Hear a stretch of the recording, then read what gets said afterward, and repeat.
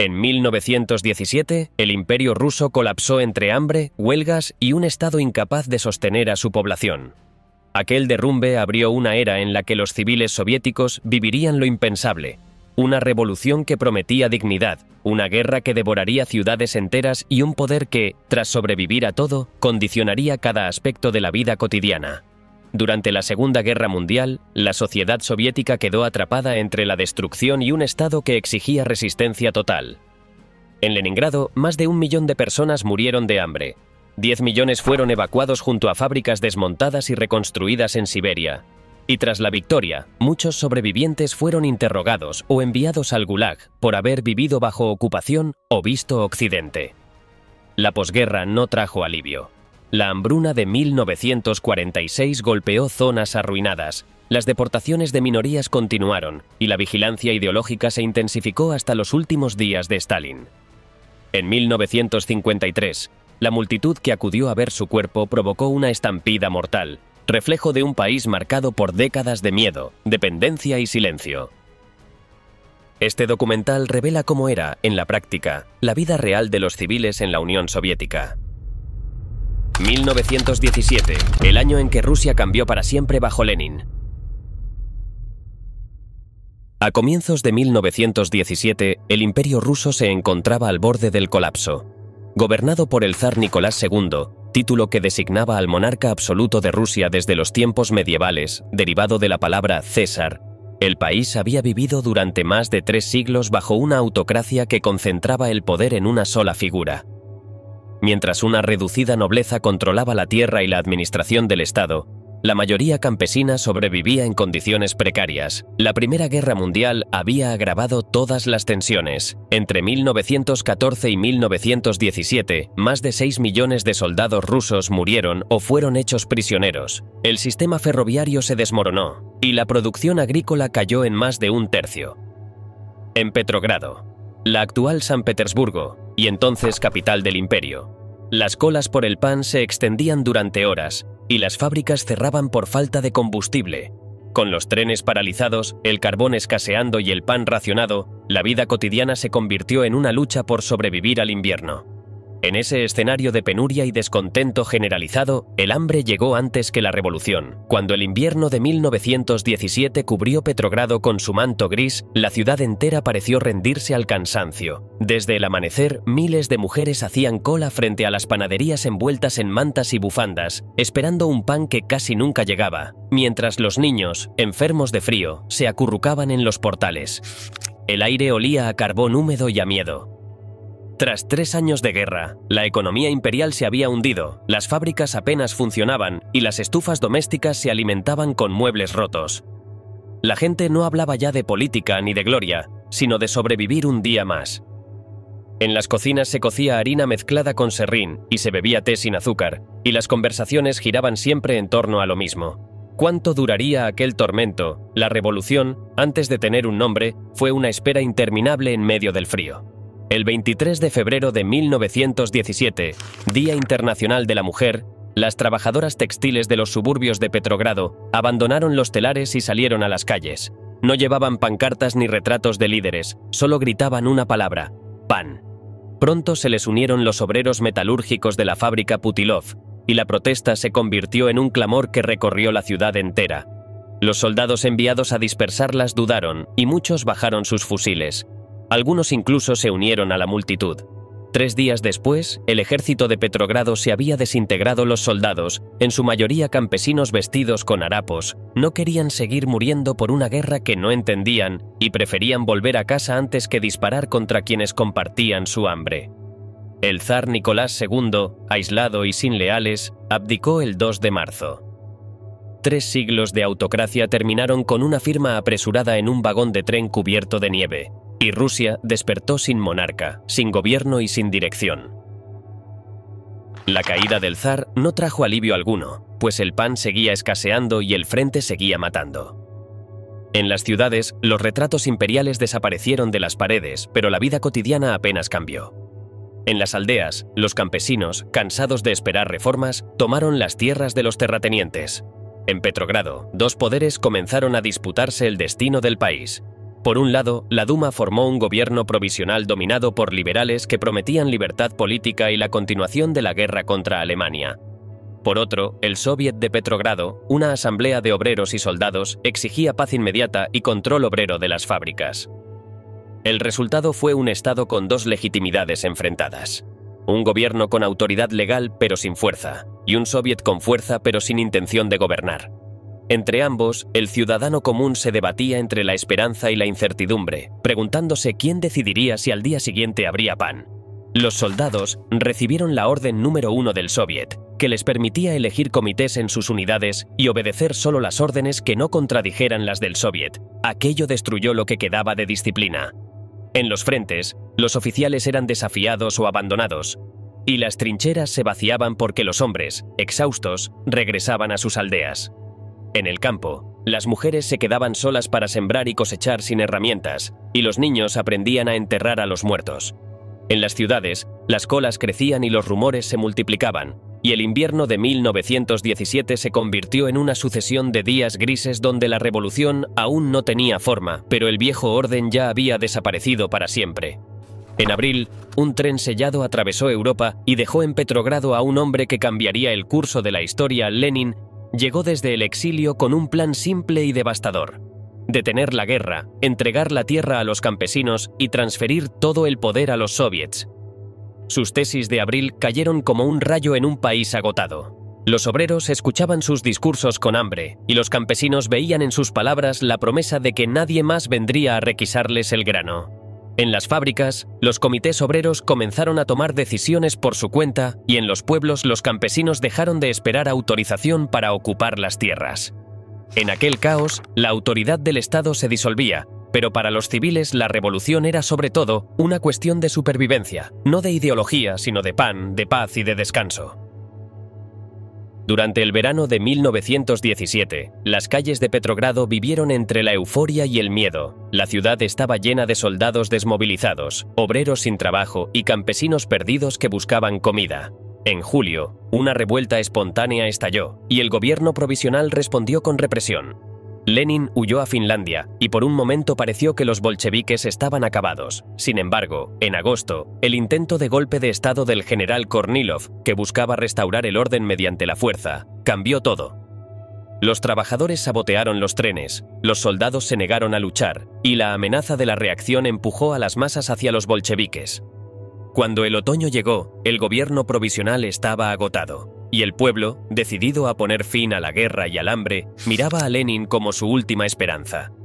La noche del 24 al 25 de octubre de 1917, grupos de guardias rojos, formados por obreros armados, ocuparon estaciones, puentes y edificios públicos. Las calles estaban en calma, los restaurantes seguían abiertos y los teatros ofrecían función.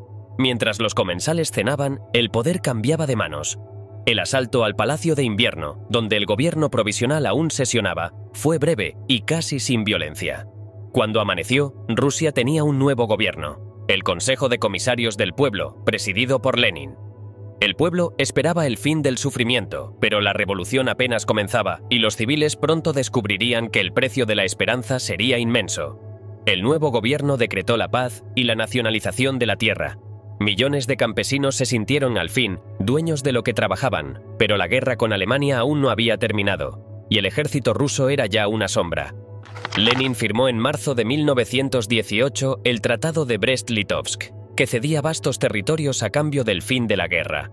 Fue un acto de supervivencia, no de victoria, y mientras los líderes discutían las fronteras, los campesinos enterraban a sus muertos en silencio. En las ciudades, la economía colapsaba. El dinero perdió valor, el comercio fue prohibido, y el Estado implantó el llamado comunismo de guerra, un sistema de requisas forzosas y control total de la producción. Los campesinos debían entregar su grano al gobierno bajo pena de muerte, y los obreros recibían salarios en comida o en promesas.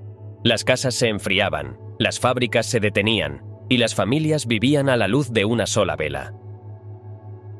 Entre 1918 y 1921, Rusia fue un país de fantasmas.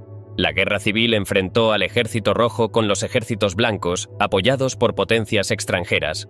Pero para los civiles, las banderas importaban poco. Lo que contaba era quién requisaba el grano esa semana. En las aldeas del Volga o del Don, los campesinos se escondían en los bosques cuando llegaban los soldados, fueran rojos o blancos. Las cosechas se quemaban, las aldeas cambiaban de manos una y otra vez, y la frontera entre la revolución y la venganza se borraba. En las ciudades, los tranvías dejaron de funcionar, los hospitales se quedaron sin medicinas y los niños morían de tifus. Moscú perdió la mitad de su población y Petrogrado 2/3. Los obreros huían al campo para sobrevivir y la clase trabajadora que había hecho la revolución prácticamente desapareció. En 1920, la guerra civil llegó a su fin. Los blancos fueron derrotados, los generales zaristas huyeron al exilio y los bolcheviques quedaron solos ante un país destruido. La victoria no trajo alivio. La producción agrícola era apenas 1/3 de la de 1913, la industria estaba paralizada y millones habían muerto. Los supervivientes vagaban por un territorio inmenso donde la revolución había dejado tras de sí ruinas, hambre y desilusión. Los campesinos, hartos de las requisas, comenzaron a rebelarse. En la provincia de Tambov, el antiguo socialista Alexandr Antonov encabezó un levantamiento campesino que se extendió durante meses. Los rebeldes no pedían el regreso del zar, solo que los dejaran cultivar en paz. En Petrogrado, los obreros se declararon en huelga y el gobierno respondió con arrestos. La tensión alcanzó su punto máximo en marzo de 1921, cuando los marineros de Kronstadt, los mismos que habían sido el orgullo de la revolución, se alzaron contra el régimen pidiendo soviets libres y el fin del terror. Lenin los llamó contrarrevolucionarios y ordenó aplastar la revuelta. Durante 3 días, las tropas cruzaron el hielo bajo el fuego de las ametralladoras y cuando la base fue tomada, miles de marineros fueron fusilados o enviados a campos de trabajo. La revolución, que había comenzado en nombre del pueblo, había aprendido a temerlo. Lenin comprendió entonces que el país no podía resistir más. En el 10º Congreso del partido, celebrado mientras se sofocaba la rebelión de Kronstadt, anunció el fin del comunismo de guerra y el inicio de la nueva política económica, o NP, una retirada táctica destinada a salvar la economía. Las requisas fueron sustituidas por un impuesto en especie, los campesinos pudieron vender sus excedentes y los pequeños comercios volvieron a abrir lentamente, la vida regresó. En los mercados de Moscú y Petrogrado, las mujeres vendían pan negro, verduras y tejidos, y los niños volvían a oír música en las calles. Las fábricas reanudaron su actividad, aunque con salarios bajos, y las tiendas mostraban mercancías que hacía años no se veían. El dinero recuperó valor, y con él regresaron la desigualdad y el resentimiento. Los nuevos comerciantes, conocidos como Nepmen, se enriquecieron con rapidez. En las grandes ciudades, los cafés y restaurantes de lujo reabrieron sus puertas, y en ellos se reunían los nuevos ricos mientras los obreros seguían viviendo en sótanos húmedos. Las viejas mansiones aristocráticas fueron convertidas en apartamentos colectivos, donde varias familias compartían la misma cocina y el mismo baño. En las paredes, los retratos de santos fueron reemplazados por imágenes de Lenin, y los niños aprendían en la escuela que el pasado era un enemigo. Aún así, muchos sintieron que la vida, por fin, comenzaba a normalizarse. En el campo, los campesinos trabajaban sin miedo a las requisas, y aunque los impuestos eran altos, al menos podían guardar algo de su cosecha. En las ciudades, los teatros reabrían, los tranvías volvían a circular y la gente recuperaba el hábito de pasear los domingos. Sin embargo, la NEP trajo consigo nuevas tensiones. Los comunistas más jóvenes, formados en la guerra y el sacrificio, veían con disgusto el resurgir del comercio y la riqueza privada. Para ellos, la revolución se había hecho para eliminar la desigualdad, no para tolerarla. Lenin lo sabía, pero también comprendía que sin concesiones económicas el régimen no sobreviviría. En los comités del partido se hablaba de pragmatismo, pero en las calles se hablaba de injusticia. La gente seguía recordando los años del hambre, los fusilamientos y las pérdidas. Muchos habían sobrevivido, pero pocos sabían para qué. En 1922, Lenin sufrió su primer derrame cerebral. A partir de entonces, su presencia en la vida política fue intermitente y su figura comenzó a transformarse en mito. Desde su escritorio, dictaba notas a sus secretarios con la voz entrecortada, preocupado por el rumbo del país. En sus últimos escritos, criticó el crecimiento de la burocracia y el poder excesivo de su secretario general, Iósif Stalin. En diciembre de 1922 redactó su testamento político, donde advertía que Stalin era demasiado rudo y debía ser removido, pero sus palabras quedaron sin eco. El partido decidió ocultar el documento tras su muerte. Lenin murió el 21 de enero de 1924. Su cuerpo fue embalsamado y colocado en un mausoleo en la Plaza Roja, donde las multitudes acudían a despedirlo en silencio. Los campesinos llegaban desde aldeas lejanas con ofrendas de pan y flores secas, y los obreros hacían fila durante horas para verlo por última vez. Muchos lloraban, otros simplemente observaban con incredulidad. Para el pueblo soviético, Lenin era más que un líder. Era la personificación de la promesa de un mundo justo que nunca llegó a materializarse. Había traído paz, pero después de una guerra civil. Había entregado tierra, pero a costa de millones de vidas. Había prometido pan, pero el hambre seguía rondando las aldeas. Tras la muerte de Lenin, la vida cotidiana recuperó cierta estabilidad, pero el país avanzaba hacia un cambio silencioso. La NEP reactivó los mercados y permitió que la producción agrícola volviera casi a los niveles previos a la guerra, aunque el desequilibrio entre precios industriales y agrícolas generó tensiones crecientes. En el interior del partido, Stalin aprovechó esos años para consolidar un poder que la población apenas percibía. Controló los nombramientos regionales, marginó a Trotsky y transformó los comités locales en extensiones de la dirección central. Hacia 1927, la crisis de abastecimiento reveló los límites del sistema y la resistencia campesina a entregar grano, especialmente en Ucrania y el Volga. Las ciudades volvieron a experimentar escasez, y el liderazgo llegó a la conclusión de que el país no podía sostenerse con una economía semiprivada. En ese clima de incertidumbre, Stalin impulsó el fin de la NEP y preparó un giro radical que prometía modernización, pero que pronto impondría una transformación coercitiva sin precedentes. Stalin transforma la Unión Soviética. Industrialización forzada, hambruna masiva y terror absoluto. En 1929, la Unión Soviética se transformó por completo. Las imágenes de campesinos sonrientes que decoraban las paredes de Moscú y Leningrado dieron paso a rostros endurecidos de obreros empuñando martillos frente a un horizonte de chimeneas.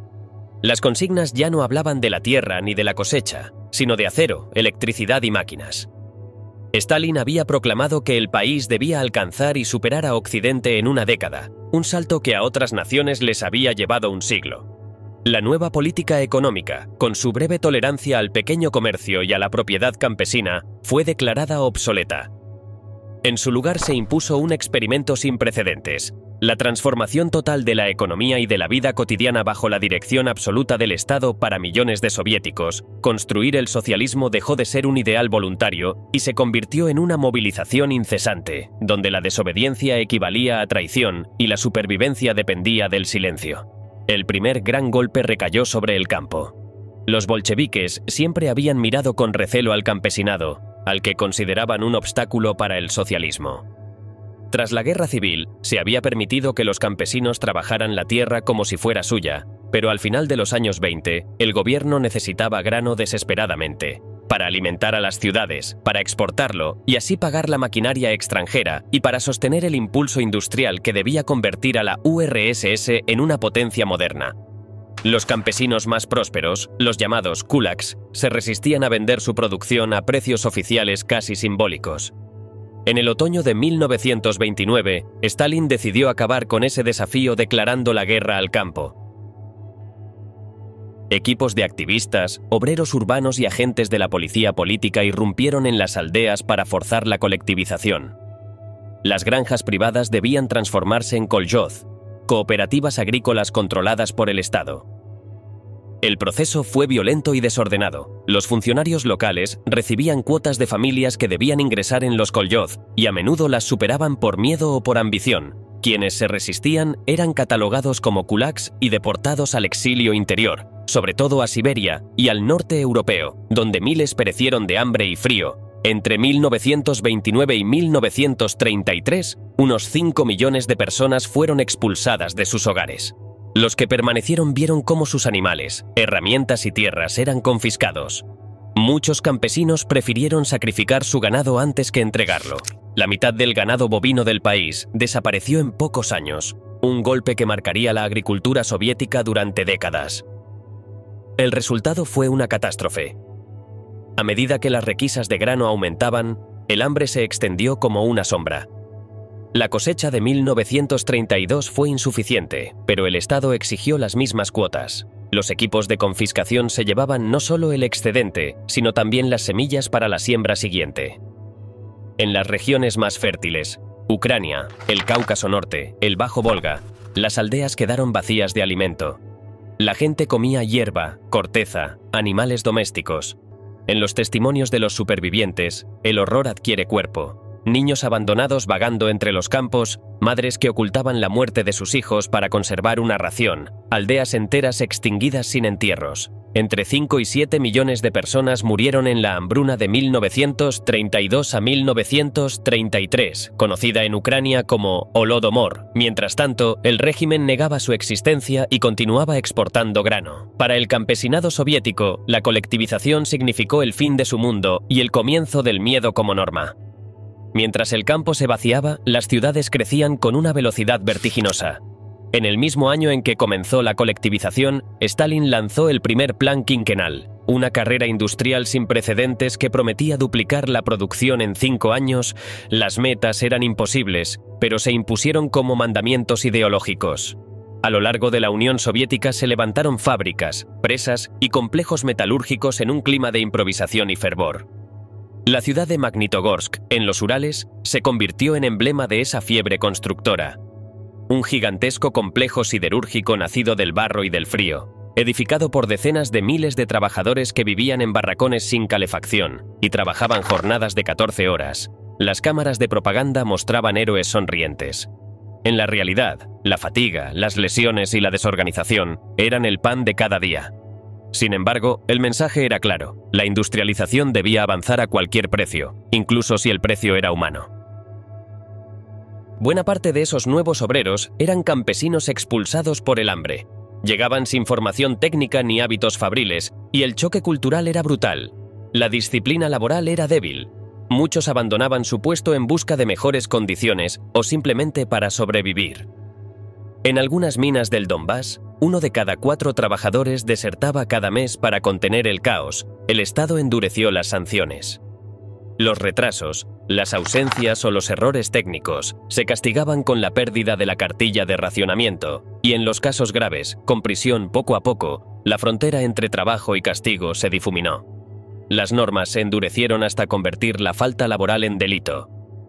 El entusiasmo que la propaganda pretendía despertar fue reemplazado por el miedo y la necesidad. Aún así, el régimen intentó combinar la coerción con la exaltación. En 1935 surgió el movimiento estajanovista, que celebraba a los obreros que superaban las cuotas de producción de forma ejemplar. Alexei Stajanov, un minero del Donbass, fue presentado como símbolo del nuevo trabajador soviético al extraer 14 veces más carbón de lo previsto. En realidad, varios compañeros habían hecho parte del trabajo, pero la historia sirvió al propósito del régimen: mostrar que el esfuerzo ilimitado era posible. Los rostros de los héroes del trabajo socialista inundaron carteles y noticieros, mientras las metas de producción aumentaban para todos. El resultado fue el opuesto del previsto: tensión entre trabajadores, competencia desleal, improvisación y agotamiento. Pese a ello, la producción creció, y aunque las cifras oficiales exageraban los logros, la Unión Soviética emergía como potencia industrial. El costo, invisible en los informes, se medía en vidas desgastadas, accidentes y una población sometida a un ritmo inhumano. La vida urbana de los años 30 mezclaba orgullo y penuria. Las familias vivían hacinadas en los kommunalki, los apartamentos comunales donde varias compartían cocina y baño. La intimidad era casi imposible. Los muros delgados dejaban pasar conversaciones y discusiones, y cualquier palabra podía ser malinterpretada. Las colas frente a las tiendas eran parte del paisaje cotidiano, y el racionamiento, aunque oficialmente abolido en 1935, regresaba cada vez que escaseaban los productos básicos. Las mujeres soportaban una carga doble, trabajaban en fábricas o oficinas durante largas jornadas, y luego asumían las tareas domésticas y el cuidado de los hijos. El Estado celebraba su incorporación al trabajo como signo de igualdad, pero no ofrecía suficientes guarderías ni apoyo. En 1937, más de la mitad de la fuerza laboral agrícola y casi el 40% de la industrial eran mujeres, aunque pocas alcanzaban puestos de responsabilidad. Paralelamente, el régimen cambió su discurso moral. Las políticas de libertad sexual de los años 20 fueron sustituidas por un retorno al conservadurismo. Se exaltó la maternidad, se prohibió el aborto salvo por riesgo vital y se criminalizó la homosexualidad. La familia, antes tachada de institución burguesa, pasó a ser considerada el núcleo moral del socialismo. Stalin veía en la estabilidad familiar un reflejo de la disciplina que deseaba para el país. Obediencia, sacrificio y continuidad. Las películas mostraban madres heroicas y padres obreros ejemplares. Las campañas oficiales premiaban a las familias numerosas y condenaban el divorcio. La revolución que había prometido liberar al individuo del pasado terminó imponiéndole un nuevo código de virtudes tradicionales. Sobre esta sociedad ya exhausta se abatió el terror. Entre 1936 y 1938, la Gran Purga destruyó los últimos vestigios de seguridad personal. Los grandes juicios de Moscú, transmitidos como espectáculos públicos, mostraban a antiguos compañeros de Lenin confesando conspiraciones imposibles. Pero más allá de esas figuras célebres, millones de ciudadanos anónimos fueron arrastrados por la maquinaria represiva. Bastaba un comentario mal entendido, una denuncia de un vecino o un contacto lejano con alguien sospechoso para ser arrestado. La NKVD, antecesora del KGB, actuaba por cuotas. Cada región debía entregar un número determinado de enemigos del pueblo. Las detenciones solían ocurrir de noche. Los pasos en el pasillo y un golpe en la puerta eran suficientes para paralizar de miedo a todo un edificio. Quienes eran llevados rara vez regresaban. Los familiares quedaban estigmatizados. Los hijos eran enviados a orfanatos estatales y las casas, reasignadas a nuevos ocupantes. El terror impregnó todos los espacios de la vida. En las fábricas, los accidentes se interpretaron como sabotaje. En las escuelas, se enseñaba a los niños a desconfiar de sus padres si oían críticas al gobierno. En los comunalki, la gente hablaba en susurros temiendo que alguien escuchara tras la pared. La delación se convirtió en una forma de supervivencia. Muchos denunciaban antes de ser denunciados, con la esperanza de salvarse o de obtener un ascenso. La lealtad se medía en gestos visibles.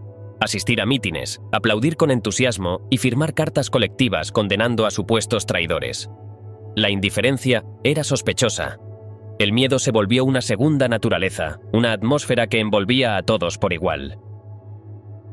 Cuando en 1938 la purga comenzó a disminuir, la Unión Soviética era un país irreconocible. Había alcanzado una capacidad industrial que la situaba entre las grandes potencias, con ciudades nuevas, presas colosales y millones de trabajadores alfabetizados.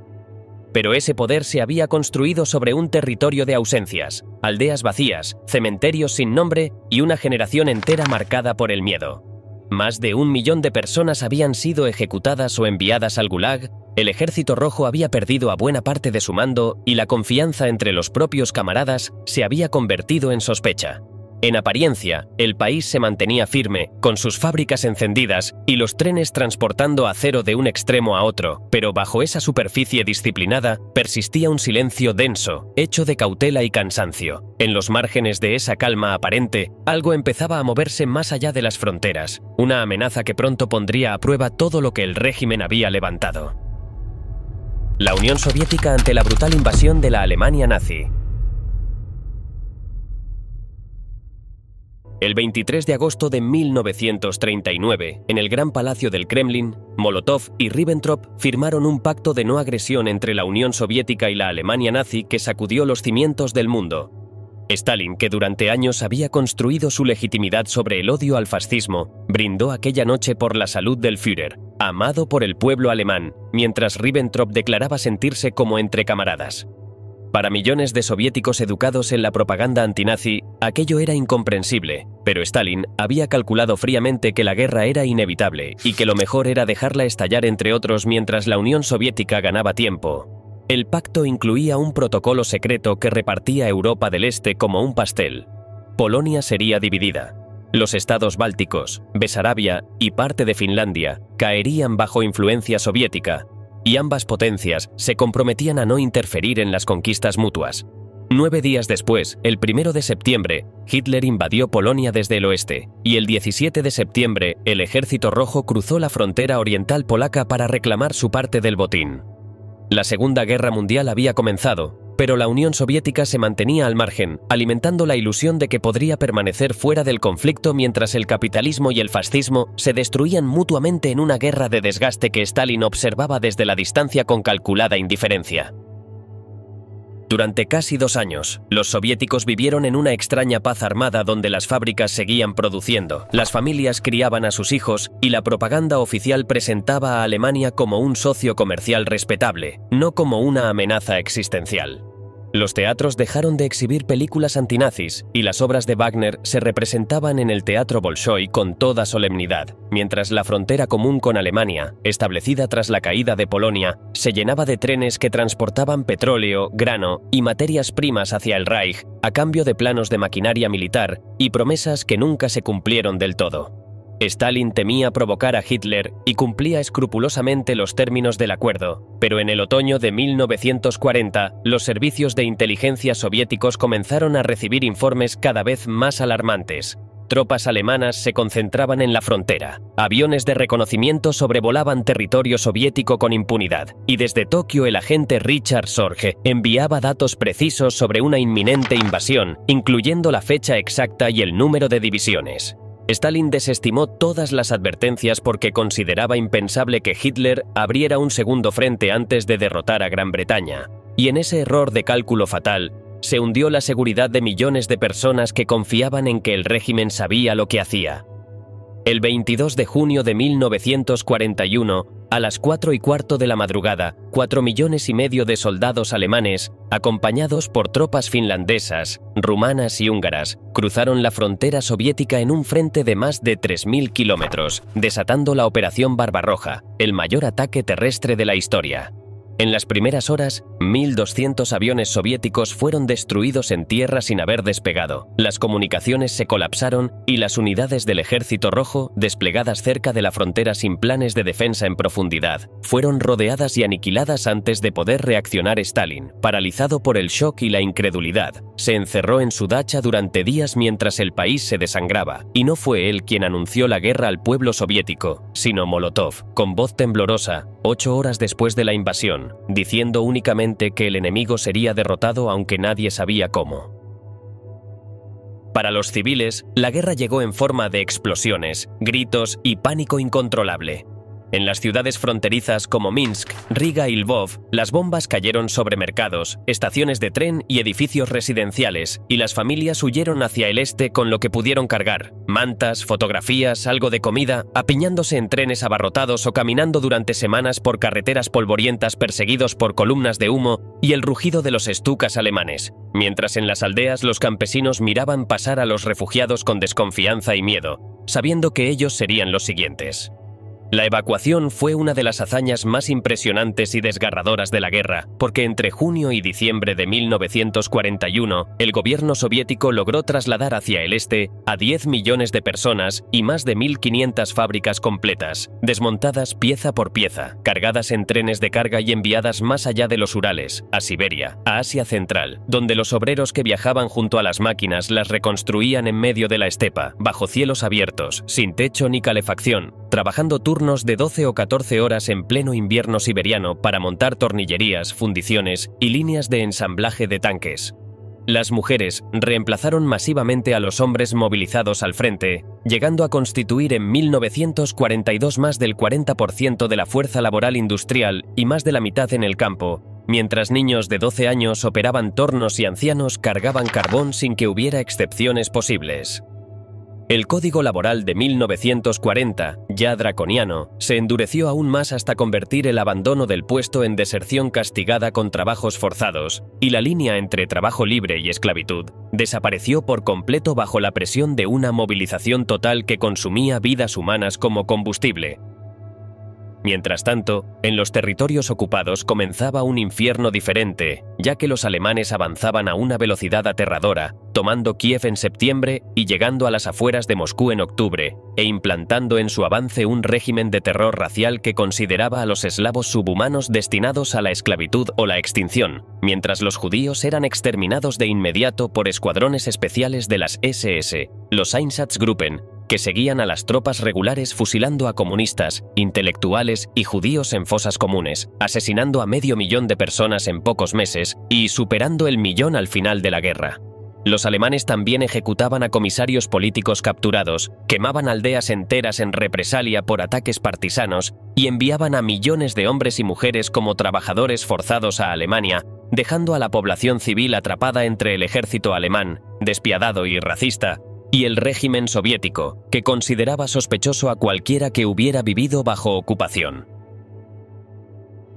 Aún así, la ocupación no fue uniforme, pues en los estados bálticos, Ucrania Occidental y Besarabia, territorios incorporados por la fuerza entre 1939 y 1941, muchos recibieron a los alemanes como libertadores, recordando las deportaciones masivas, las ejecuciones sumarias y la colectivización brutal impuesta por los soviéticos apenas meses antes, y algunos colaboraron activamente formando milicias auxiliares, sirviendo como policías locales y denunciando a judíos y comunistas. Sin embargo, los nazis desperdiciaron esa oportunidad con su brutalidad sistemática, su desprecio abierto por los eslavos y su política de tierra arrasada, que alienaron incluso a quienes estaban dispuestos a colaborar, dado que mantuvieron los Koljot sin ofrecer nada a cambio, ni autonomía, ni tierra, ni esperanza.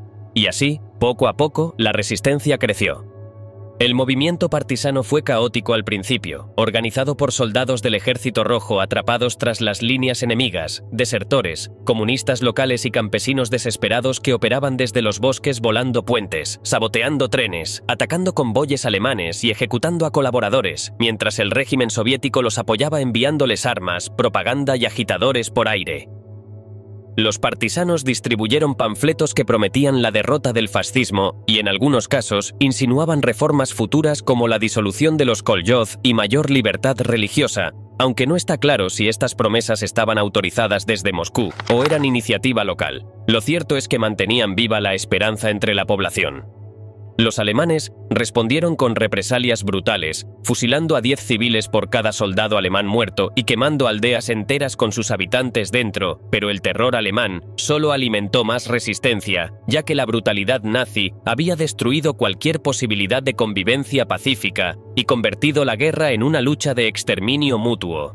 Mientras esto ocurría en los territorios ocupados, el frente doméstico se organizaba para la supervivencia, pues en las ciudades del interior la vida cotidiana se redujo a trabajar, dormir y buscar comida bajo un sistema de cartillas de racionamiento que ofrecía raciones mínimas, haciendo que las colas se alargaran durante horas para conseguir pan negro, el alimento básico, mientras la carne y la leche se convirtieron en lujos inalcanzables. Las familias quemaban muebles para calentarse en invierno, los niños salían a recolectar chatarra metálica para las fábricas, los hospitales se llenaron de heridos evacuados del frente que eran atendidos por enfermeras adolescentes sin anestesia suficiente, y todo el país funcionaba bajo el principio de la movilización total, donde cada recurso, cada hora de trabajo y cada caloría de alimento se destinaban exclusivamente a la guerra, sin contemplaciones ni excepciones. El asedio de Leningrado fue el símbolo más terrible del sufrimiento civil, dado que en septiembre de 1941 el ejército alemán rodeó la ciudad y cortó todas las conexiones terrestres, y Hitler decidió no asaltarla sino rendirla por hambre, en lo que se convirtió en una pesadilla de 2 años y medio. La población, que superaba los 3 millones de habitantes, quedó atrapada, y al no haberse previsto un asedio largo, las reservas de alimentos se consumieron rápidamente hasta que en noviembre la ración diaria de pan para trabajadores de fábrica era de 250 gramos y para dependientes, oficinistas y niños menores de 12 años apenas 125, sin que hubiera otra comida disponible. La gente comía pájaros muertos, perros, gatos, sopa hecha de huesos molidos y pegamento, y cuando el lago Ladoga se congeló, se abrió una ruta de suministro sobre el hielo, constantemente bombardeada por los alemanes, por donde entraba algo de comida y salían evacuados, aunque no era suficiente para evitar que durante el primer invierno más de 500.000 de personas murieran de hambre y frío. Los cadáveres se amontonaban en las calles al no haber fuerzas para enterrarlos, y hubo casos documentados de canibalismo, pero aún así, la ciudad resistió, con las fábricas manteniendo la producción de municiones y la Orquesta Sinfónica de Leningrado estrenando la Séptima Sinfonía de Shostakovich en agosto de 1942, en pleno asedio, ante una sala medio vacía pero desafiante. Cuando el asedio finalmente se rompió en enero de 1944, más de 1 millón de civiles habían muerto, y los supervivientes estaban esqueléticos, traumatizados, pero vivos y orgullosos de haber resistido lo imposible. En el frente militar, el Ejército Rojo luchaba con una mezcla de heroísmo, desorganización y brutalidad, por cuanto los soldados peleaban por la patria, no por el comunismo, motivados por una propaganda oficial que había abandonado el lenguaje revolucionario para abrazar el patriotismo ruso más tradicional. Stalin se dirigió al pueblo como hermanos y hermanas, no como camaradas. Los periódicos exaltaban a los grandes generales zaristas como Suvorov, Kutuzov y Alexander Nevsky, y la Iglesia Ortodoxa, perseguida durante décadas, fue rehabilitada parcialmente con la reapertura de templos y la impresión de Biblias, mientras los líderes religiosos bendecían el esfuerzo de guerra. Todo esto tenía un propósito calculado: unir al pueblo bajo cualquier bandera disponible. Y funcionó, dado que millones de soviéticos pelearon con una determinación feroz, no por amor a Stalin, sino por odio al invasor y por defender su tierra con la certeza de que no había alternativa posible. La batalla de Moscú, en diciembre de 1941, fue el primer gran triunfo soviético después de meses de retiradas catastróficas, cuando el Ejército Rojo logró detener el avance alemán a las puertas de la capital y lanzar una contraofensiva que empujó a los invasores 100 kilómetros hacia el oeste, infligiendo la primera derrota significativa de la Wehrmacht desde el inicio de la guerra. Los civiles moscovitas, que habían cavado trincheras en las afueras y visto cómo el gobierno evacuaba oficinas a Kuibyshev, sintieron un alivio inmenso, pero la guerra apenas comenzaba, ya que en 1942 los alemanes lanzaron una nueva ofensiva en el sur hacia los campos petrolíferos del Cáucaso, llegando en agosto a Stalingrado, una ciudad industrial a orillas del Volga, donde se libró una de las batallas más sangrientas de la historia. Stalingrado no fue solo una batalla militar, sino un infierno urbano donde cada edificio, cada sótano y cada montón de escombros se convirtió en campo de batalla, y los civiles que no lograron evacuar quedaron atrapados en el fuego cruzado, viviendo en sótanos inundados, comiendo ratas y muriendo aplastados por bombas o balas perdidas, mientras el 62º Ejército Soviético, bajo el mando del general Chuikov, defendía la ciudad calle por calle, edificio por edificio, durante meses interminables. En noviembre, cuando los alemanes controlaban casi toda la ciudad, el Ejército Rojo lanzó una operación de cerco masiva que rodeó al Sexto Ejército Alemán. Y aunque Hitler prohibió la retirada, en febrero de 1943 el mariscal von Paulus se rindió junto a 90.000 soldados hambrientos y congelados, marcando la victoria soviética en Stalingrado como el punto de inflexión definitivo de la guerra, tras el cual el Ejército Rojo avanzó casi sin pausa hacia el oeste. Pero el costo fue monstruoso, pues entre militares y civiles, la Unión Soviética perdió aproximadamente 27 millones de personas durante la guerra, dejando ciudades enteras reducidas a escombros, pueblos que desaparecieron del mapa y generaciones enteras de hombres jóvenes muertos, con las mujeres quedando viudas en masa, los niños huérfanos y la proporción de mujeres frente a hombres llegando en algunas regiones a 3-1, destrozando la estructura demográfica del país para siempre. Además del sufrimiento físico, la guerra dejó cicatrices psicológicas profundas en los soldados que regresaron del frente habiendo visto horrores indescriptibles y en las familias que sobrevivieron al asedio o la ocupación cargando traumas que nunca pudieron expresar, dado que el régimen no permitía hablar de debilidad y la propaganda soviética celebraba el heroísmo sin dejar espacio para el duelo. A medida que el Ejército Rojo avanzaba hacia el oeste liberando territorios ocupados, comenzó otro tipo de represión porque Stalin desconfiaba de cualquiera que hubiera vivido bajo control alemán, y los prisioneros de guerra soviéticos que lograron escapar o fueron liberados eran interrogados por la NKVD y a menudo enviados directamente a campos de trabajo, mientras los civiles que habían colaborado o simplemente sobrevivido en zona ocupada eran considerados sospechosos. Pueblos enteros de minorías étnicas fueron deportados en masa, los alemanes del Volga en 1941, los tártaros de Crimea en 1944, chechenos, ingusetios, calmucos, sin importar si habían colaborado o no porque todos eran culpables por pertenecer a una etnia considerada traidora, y cientos de miles murieron durante las deportaciones o en los lugares de exilio. Esta brutalidad, llevada a cabo en medio de la guerra contra los nazis, mostró que el régimen estalinista no había cambiado y que el enemigo externo había sido enfrentado mientras el terror interno nunca se detuvo. En mayo de 1945, el Ejército Rojo tomó Berlín, soldados soviéticos izaron la bandera roja sobre las ruinas del Reichstag, Hitler se suicidó y Alemania se rindió, poniendo fin a la guerra en Europa. Las celebraciones en Moscú, Leningrado y otras ciudades fueron multitudinarias. La gente lloraba de alivio, abrazaba a desconocidos y bebía hasta caer, porque habían ganado y habían sobrevivido. Pero cuando la euforia inicial pasó, el país despertó a una realidad devastadora de millones de muertos, millones de mutilados, millones de huérfanos, ciudades enteras reducidas a ruinas, la industria civil destruida, los campos arrasados, las familias rotas, y sobre todo eso el mismo régimen que los había llevado al borde del abismo antes de la guerra seguía en el poder, intacto e implacable. Los civiles soviéticos habían pagado el precio más alto de la guerra trabajando hasta la extenuación, pasando hambre, enterrando a sus hijos y resistiendo ocupaciones brutales, defendiendo su tierra no porque amaran al sistema soviético sino porque el enemigo no les daba otra opción. La victoria les dio un motivo de orgullo y una épica nacional que el régimen explotaría durante décadas, pero también les dejó una herida que nunca cerró del todo porque habían vencido al fascismo pero volvían a un país gobernado por el miedo, la censura y la represión. La paz que llegó en 1945 no era libertad, sino solo el fin de los disparos. Y el silencio que siguió era el silencio de los vencidos por partida doble, por la guerra y por su propio Estado. Los veteranos soviéticos que vencieron a Hitler y terminaron en gulags. El 9 de mayo de 1945, Moscú despertó bajo banderas rojas. Las campanas repicaron, las multitudes llenaron la Plaza Roja y los altavoces anunciaron lo que todos esperaban. Alemania se había rendido. La guerra, la más destructiva que la humanidad había conocido, había terminado y los soviéticos habían pagado el precio más alto de la victoria. Durante esa jornada hubo abrazos, lágrimas y vodka compartido entre desconocidos, soldados exhaustos que regresaban a casa esperando encontrar a sus familias, sus aldeas, una vida normal. Pero cuando la euforia inicial se disipó, el país despertó a una realidad que muchos habían temido pero nadie se atrevía a nombrar. 27 millones de muertos, ciudades reducidas a escombros, campos arrasados y sobre todo, el mismo régimen que los había llevado al borde del abismo antes de la guerra seguía en pie, intacto, vigilante. La victoria había llegado, pero la libertad no, y el invierno que siguió fue largo, frío y silencioso.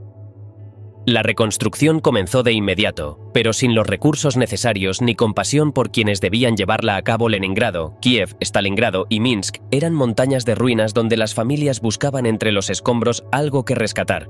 Una fotografía, un mueble, un recuerdo que demostrara que la vida anterior había existido. 25 millones de personas habían perdido sus hogares y vivían en barracones improvisados, sótanos húmedos o refugios colectivos sin calefacción ni agua corriente, mientras en las aldeas quemadas por los alemanes se reconstruía lentamente con madera podrida y barro, sin electricidad ni herramientas.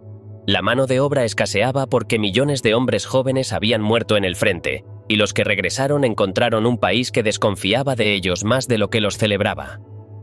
El hambre volvió a instalarse como norma cotidiana porque la producción agrícola en 1945 era apenas el 60% de lo que había sido antes de la guerra, y en 1946, tras sequías devastadoras, cayó a poco más de un tercio. El régimen, en lugar de organizar ayuda humanitaria, ocultó la existencia de la hambruna, continuó con las requisas obligatorias de grano e incluso exportó alimentos mientras su población moría de inanición. Ucrania fue golpeada con especial dureza y Nikita Khrushchev, entonces secretario del Partido Comunista en la región, describió años después escenas que desafiaban la imaginación. Gente enloquecida por el hambre que recurría al canibalismo, cadáveres en las calles con la carne roída de los huesos, madres que perdían la razón junto a los cuerpos de sus hijos.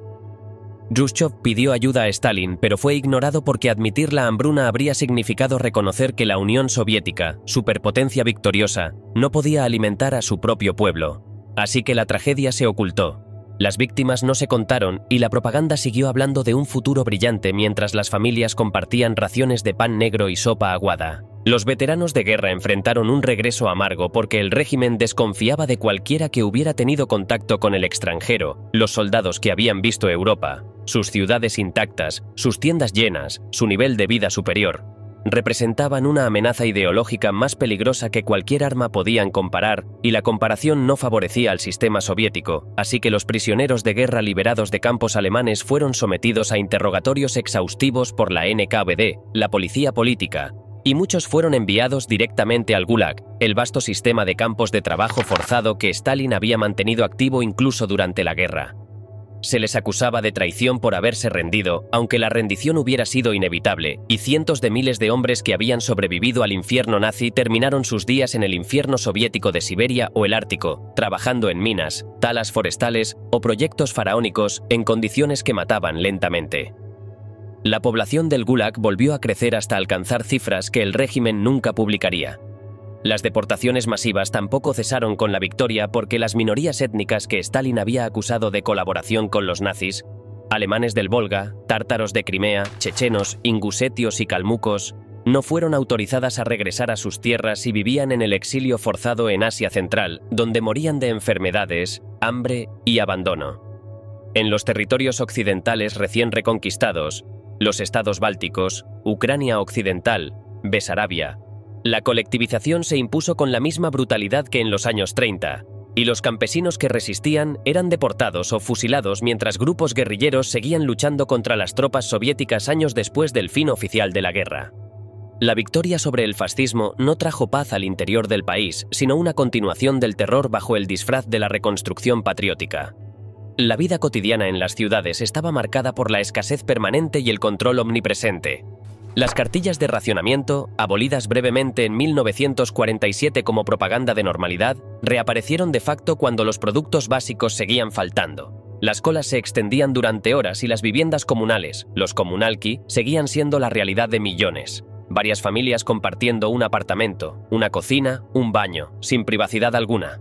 El hacinamiento era tal que en algunas habitaciones no había espacio para camas y la gente dormía en colchones en el suelo. Mientras en 1955 el espacio promedio de vivienda por persona era de apenas 5 metros cuadrados, menos que antes de la Primera Guerra Mundial. Las mujeres, que habían trabajado en las fábricas durante la guerra, seguían trabajando porque los salarios individuales no alcanzaban para mantener a una familia, pero ahora también debían cumplir con las tareas domésticas, criar a los hijos, hacer las compras interminables y asistir a la militancia política obligatoria donde el entusiasmo era vigilado. El régimen intensificó la vigilancia ideológica con una campaña conocida como Zhdanovщина, nombre derivado de Andrei Zhdanov, el miembro del Politburó responsable de la ideología que entre 1946 y 1948 lanzó una serie de decretos atacando a escritores, cineastas, músicos y científicos acusados de desviaciones ideológicas. La poeta Anna Akhmatova y el escritor Mikhail Soshchenko fueron denunciados públicamente, expulsados de la Unión de Escritores y condenados al ostracismo, mientras sus obras desaparecían de las bibliotecas. Los cineastas vieron sus películas censuradas o destruidas hasta que la producción cinematográfica cayó a apenas 4 o 5 filmes al año, todos ellos propaganda donde los personajes eran arquetipos sin matices. Los músicos, incluidos Prokofiev y Shostakovich, fueron acusados de formalismo por componer música que el ciudadano común no podía tararear. La ciencia tampoco escapó. La genética fue declarada ciencia burguesa y sus defensores perseguidos, mientras Trofim Lysenko, un charlatán con apoyo oficial, imponía teorías pseudocientíficas que retrasarían décadas el desarrollo de la biología soviética. El antisemitismo se volvió abierto y oficial en los últimos años de Stalin porque el dictador desconfiaba de los judíos, especialmente tras la creación del Estado de Israel en 1948, temiendo lealtades divididas. Los miembros del Comité Antifascista Judío fueron arrestados y ejecutados, y en 1953, poco antes de su muerte, Stalin orquestó el llamado complot de los médicos, acusando a un grupo de médicos, casi todos judíos, de intentar envenenar a altos funcionarios del gobierno, en lo que parecía el preludio de una purga masiva.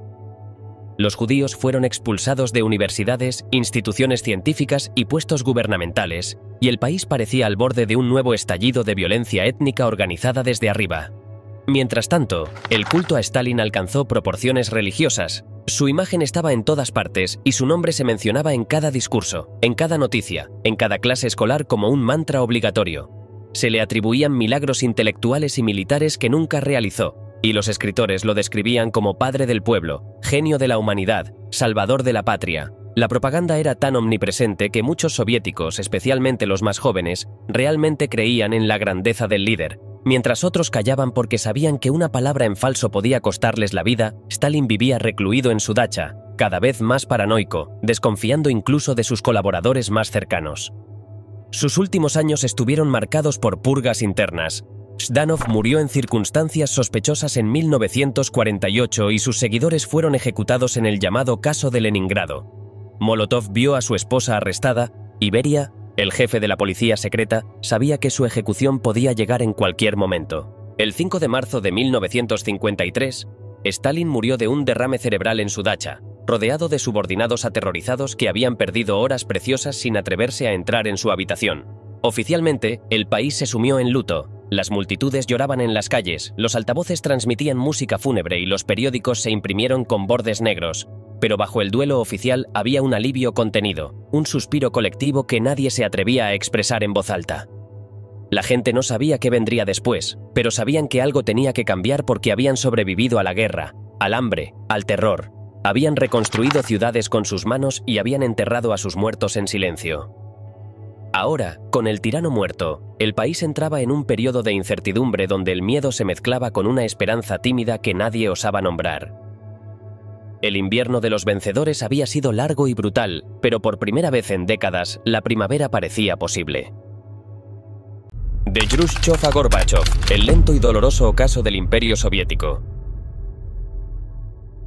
El 5 de marzo de 1953, cuando la radio soviética anunció la muerte de Stalin, millones de personas lloraron en las calles sin saber muy bien por qué algunos lloraban de miedo. Porque no podían imaginar un mundo sin el líder que había dominado sus vidas durante 30 años. Otros lloraban de alivio, porque sabían que el terror más brutal acababa de terminar y muchos lloraban porque no sabían qué vendría después. Durante días, Moscú se sumió en un duelo histérico. Multitudes intentaron ver el cuerpo del dictador y cientos murieron aplastados en la Plaza Roja. Pero cuando pasó la conmoción inicial y las banderas dejaron de ondear a media asta, el país despertó a una realidad extraña. Stalin había muerto, pero el sistema que construyó seguía en pie y nadie sabía cómo vivir en una Unión Soviética sin Stalin. Los años que siguieron fueron un ensayo de normalidad. Nikita Jrushchov, el nuevo líder, era tosco, impulsivo y muy distinto al dictador que lo había precedido. En 1956, durante el 20º Congreso del Partido Comunista, pronunció un discurso secreto que sacudió los cimientos del Estado soviético. Habló durante 4 horas denunciando los crímenes de Stalin. Las purgas, el culto a la personalidad, las falsificaciones históricas, la brutalidad desmedida. El discurso no fue publicado oficialmente en la Unión Soviética hasta 1989, pero todos lo conocían. Se discutió en reuniones del partido, se susurró en las fábricas, se leyó en voz baja en los apartamentos comunales. Por primera vez en décadas, se permitió decir en voz alta lo que muchos habían pensado en silencio. Stalin había sido un criminal. Miles de prisioneros políticos regresaron de los gulags, esqueléticos y traumatizados, buscando a familias que a veces ya no existían. Sus historias circulaban en conversaciones privadas, nunca en público, porque aunque el miedo había disminuido, la vigilancia no había desaparecido. El deshielo de Jrushchov despertó esperanzas. La censura se relajó parcialmente y algunos escritores osaron publicar obras que antes habrían significado un arresto inmediato. Alexander Solzhenitsyn logró publicar Un día en la vida de Iván Denisovich, una novela sobre los campos de trabajo que conmovió a quienes la leyeron. Los cineastas rodaron películas menos propagandísticas, los músicos tocaron jazz sin ser acusados de traición, y los científicos ganaron algo de libertad para investigar sin vigilancia constante. Pero el entusiasmo duró poco. En 1964, Jrushchov fue destituido por sus propios camaradas, cansados de sus experimentos fallidos, sus reformas erráticas y su personalidad impredecible. Lo enviaron a un retiro forzado y el país entró en una nueva era. La de Leonid Brezhnev, un burócrata gris que prometió estabilidad y cumplió entregando estancamiento. Los años de Brezhnev, que duraron hasta 1982, fueron los más largos y grises de la historia soviética tardía. El terror masivo había terminado, pero en su lugar llegó algo peor: la apatía. La gente dejó de creer en el comunismo como proyecto utópico y aprendió a sobrevivir en un sistema que ya no inspiraba ni miedo ni esperanza. La propaganda seguía presente en todas partes, carteles, periódicos y discursos televisados, pero nadie la tomaba en serio. Los ciudadanos soviéticos desarrollaron una doble moral. En público repetían las consignas oficiales, asistían a las reuniones del partido y aplaudían en los desfiles. En privado, se burlaban del sistema, contaban chistes sobre Brezhnev y la burocracia, y buscaban maneras de conseguir lo que el Estado no podía proveer. La economía planificada seguía funcionando, pero cada vez peor. Las fábricas producían tractores que nadie necesitaba y escaseaban los productos básicos. Las tiendas estatales tenían estantes vacíos o llenos de mercancía que nadie quería comprar. La gente pasaba horas en colas interminables para conseguir carne, pan decente o un par de zapatos que no se deshicieran al primer mes. La vida cotidiana en la Unión Soviética de los años 60 y 70 era una mezcla de rutina, escasez y pequeñas victorias. Las familias vivían en apartamentos comunales donde varias generaciones compartían cocina y baño, discutían por el uso de la estufa y conocían cada detalle de la vida de sus vecinos. No había privacidad. Los salarios eran bajos pero estables, el desempleo prácticamente no existía y el Estado garantizaba educación y salud gratuitas, aunque la calidad de ambas dejaba mucho que desear. Los hospitales carecían de equipamiento moderno, los maestros cobraban sueldos miserables y las universidades seguían siendo herramientas de propaganda. Aún así, había un orgullo colectivo basado en logros reales. La Unión Soviética había derrotado a Hitler, enviado al primer hombre al espacio y competía con Estados Unidos en la carrera armamentística. Ese orgullo coexistía con una frustración profunda porque en casa faltaba todo: comida variada, ropa de calidad, electrodomésticos que funcionaran. Los soviéticos sabían que en Occidente la gente vivía mejor, pero la propaganda insistía en que ellos vivían en el sistema más justo del mundo. Nadie lo creía del todo, pero tampoco nadie se atrevía a decirlo en voz alta. La nomenclatura, la élite del partido, vivía en un mundo aparte. Tenían acceso a tiendas especiales donde se vendían productos importados, disfrutaban de vacaciones en balnearios reservados, enviaban a sus hijos a las mejores escuelas y viajaban al extranjero. La corrupción se extendió hasta los niveles más altos del gobierno. Funcionarios aceptaban sobornos, desviaban fondos públicos y protegían a sus familiares en puestos de poder. La hija de Brezhnev, Galina, era conocida por sus escándalos, pero nadie se atrevía a tocarla. En las repúblicas de Asia Central, los jefes del partido se comportaban como señores feudales, acumulando fortunas mientras sus poblaciones vivían en la pobreza. El sistema se pudría desde adentro, pero seguía funcionando porque todos los engranajes estaban aceitados con complicidad y resignación. La disidencia existía, pero era minoritaria. Unos pocos valientes, escritores, científicos y activistas de derechos humanos, se atrevieron a criticar abiertamente al régimen y pagaron el precio. Alexander Solzhenitsyn fue expulsado del país en 1974 después de que se publicara en Occidente Archipiélago Gulag, su devastadora crónica del sistema de campos de trabajo.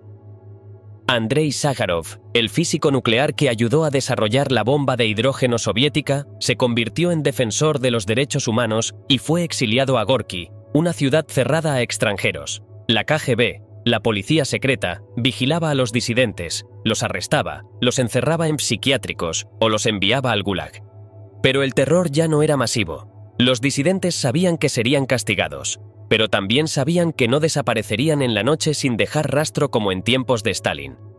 Sus textos circulaban en samizdat, copias mecanografiadas que pasaban de mano en mano, y algunas de sus obras llegaban a Occidente gracias a periodistas y diplomáticos. Radio Liberty y otras emisoras occidentales transmitían noticias prohibidas que millones de soviéticos escuchaban en secreto. El régimen intentaba bloquear las señales, pero no lo lograba del todo. La información se filtraba, lenta pero constante, erosionando la propaganda oficial. En 1979, la Unión Soviética invadió Afganistán y abrió una herida que nunca cerró. El gobierno presentó la invasión como una misión de ayuda fraterna a un país hermano, pero pronto se convirtió en una guerra brutal que consumió recursos, vidas y moral. Miles de jóvenes soldados fueron enviados a combatir en montañas hostiles contra guerrilleros que conocían el terreno y recibían apoyo de Occidente. Los ataúdes volvían en secreto, las familias recibían noticias escuetas y el gobierno ocultaba las cifras reales de muertos y heridos. Los veteranos regresaban traumatizados, adictos a las drogas, y muchos no lograban reintegrarse a la sociedad. La guerra era impopular, pero nadie protestaba abiertamente. La gente simplemente dejó de creer en las promesas del régimen. Afganistán fue el Vietnam soviético, una guerra que demostró que el Estado todopoderoso no era tan poderoso después de todo. El 26 de abril de 1986 ocurrió el desastre de Chernóbil.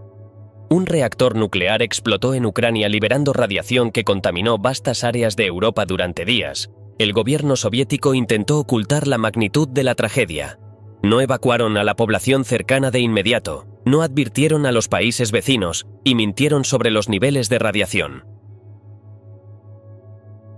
Cuando finalmente reconocieron el accidente, ya era tarde. Cientos de miles de personas habían sido expuestas, ciudades enteras quedaron inhabitables, y la confianza en el Estado se evaporó. Chernóbil simbolizó todo lo que estaba mal en la Unión Soviética. La incompetencia, la corrupción, el secretismo y la disposición a sacrificar vidas humanas para proteger la imagen del régimen.